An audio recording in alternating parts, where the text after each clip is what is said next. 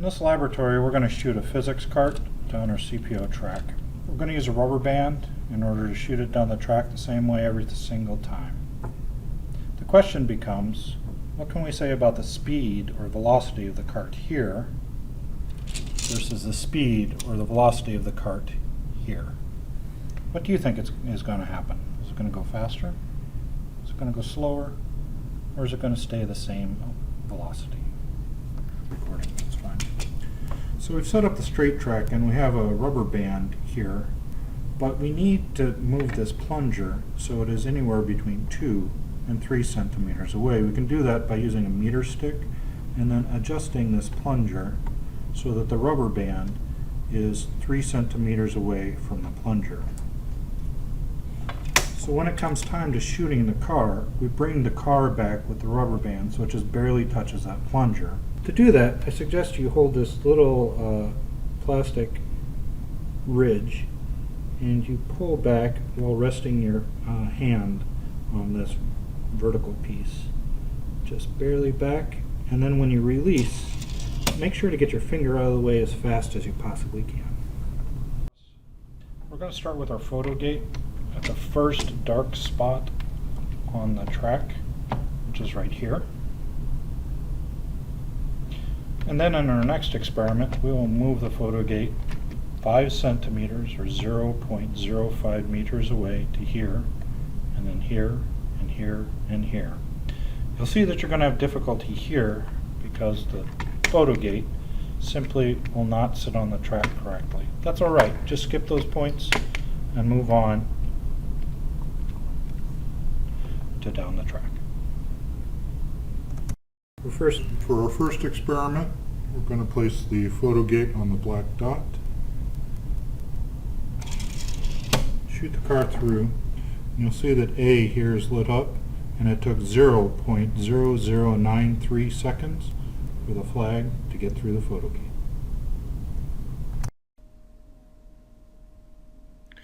Alright, at this point, if we pull up our data table, I don't believe you're going to be able to type on this, so I suggest you select File, and then make a copy.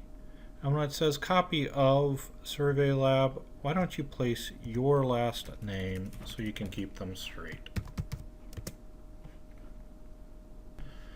So here's a data table very similar to the one that's shown in your lab, but this one has a little bit of functionality to it. As you put numbers in here, this yellow box will tell you how close your numbers are to mine.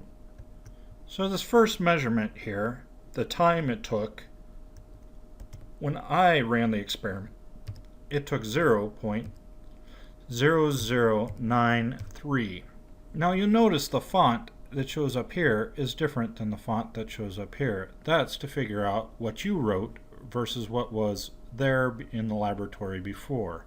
Now, when I hit enter, watch what happens to the average percent error of measurements. Did that number go down? In other words, all of these boxes are coming a little bit closer to the measurements in which I made. There's another box that's orange that is about the calculations, and as a matter of convention, I will try and make every calculation in laboratories gray so you kind of know what you take as a measurement and what you need to calculate, maybe with your calculator. As you put calculations in these gray boxes, I would expect that this number would start to approach 0 as well. Let me warn you, you're never going to actually make 0.00%, but try and make it as low as possible. So if we look at the key data, and I'd like you to look at your data as well, some trends we can start to see. For example, in this first column, the position of the photo gate increases each and every time. Now, I think it would be a good idea to start recording trends in the box below the data table, so in this case, that box. What happens to these numbers? Do they get bigger? Do they get smaller? Or do they stay the same? If you take a look, they increase each and every time. Now right here there's a little goof but that was because we couldn't measure on the track, but the pattern remains the same. So right here, if I write the trends that I see, I can start to identify what's going on.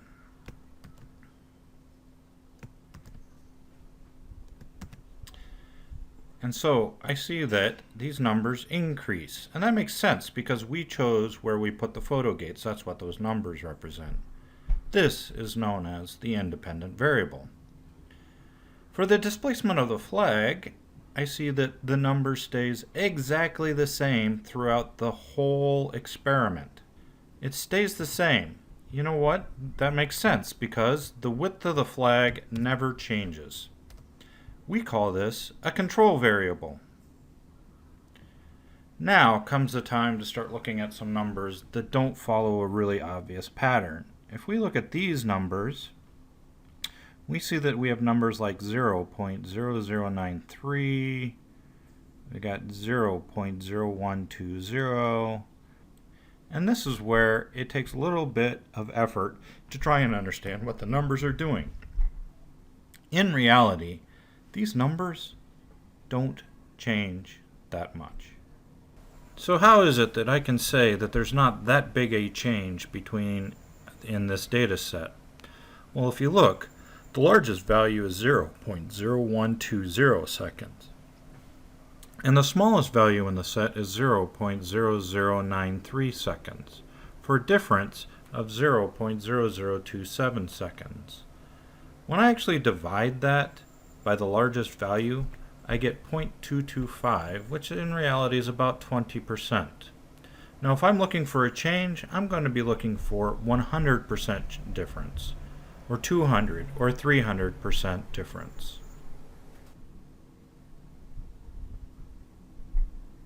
So as we can see, these numbers pretty much, they change very little. This is known as the dependent variable. This is the thing that we are actually measuring by doing the experiment. And then finally, I've made all my calculations, and you will see that these numbers are very much within the same very short little window. So I'm going to say that these numbers change very little as well. If you choose to use your data table to complete your laboratory, why don't you make these kinds of notes at the bottom of your data table?